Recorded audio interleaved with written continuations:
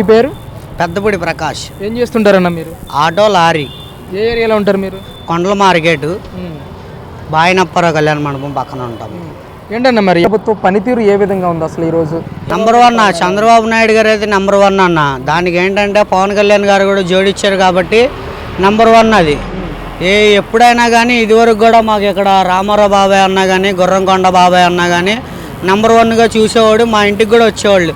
ఇదివరకు ఇదే కొండపైన మేము కొండపైన అద్దెకుండేవాళ్ళం. కొండపైన సొంతలు చేసుకున్నాం దాన్ని.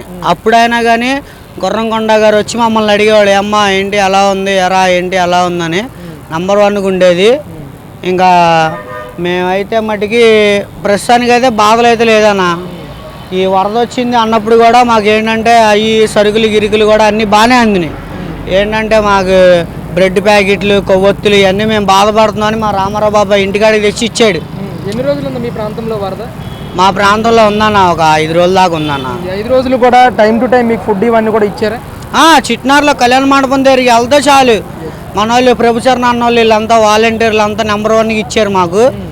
ఎరా నువ్వు పంచుతావా తీసుకుంటావా అన్న మాట అనేవాళ్ళు. అన్నా పంచి తీసుకుంటానన్నా అంటే లేదు, అరే గో ఈ లారీ వెళ్ళిద్ది అని చెప్పి ఆ లారీతో పాటు వెళ్ళి కొంచెం పంచుకొని రా, అవి పంచుకొని వచ్చిన తర్వాత నీ ఇంటికాడికి నీకు ఇస్తాను రా అని చెప్పి అనేవాళ్ళు. అలాగే ఇచ్చేవాళ్ళు.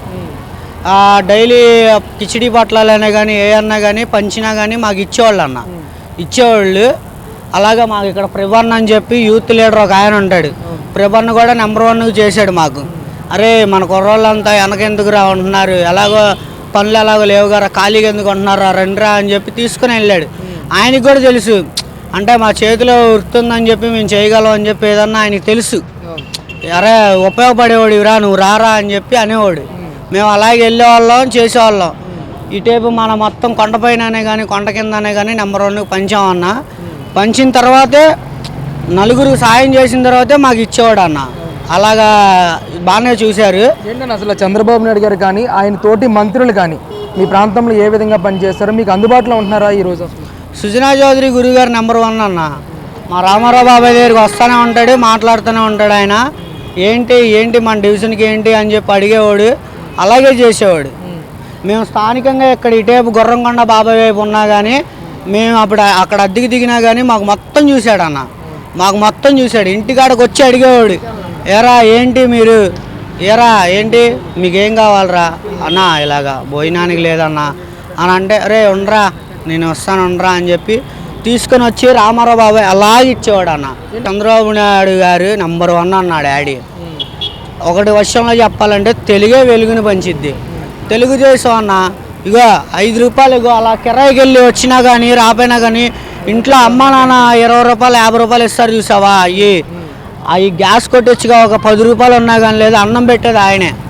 ఇదివరకు పెట్టాడు, ఇప్పుడు పెడుతున్నాడు. మధ్యలో తీసేసినప్పుడు ఏమనిపించింది అన్న? క్యాంటీన్లు తీసేసినప్పుడు మధ్యలో తీసేసినప్పుడు ఇంకా చాలా బాధ వేసింది అన్న. అంటే బాధ అంటే ఏ విధంగా అంటే, అయ్యో మన ఇంట్లో కూరగాయలు అన్నా కానీ, కూరగాయలతో వంట వండాలన్నా కానీ 50 రూపాయలు కావాలన్నా.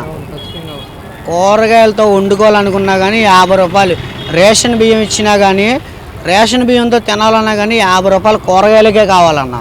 ప్రభుత్వ పనితీరు బాగుందా ఈరోజు మీకు? అన్నా చంద్రబాబు నాయుడు గారు అయితే నెంబర్ 1 అన్న. ఆయన రోడ్డు గొంతున్నా కానీ ఒప్పుకోడు. ఆయన ఒప్పుకోడు.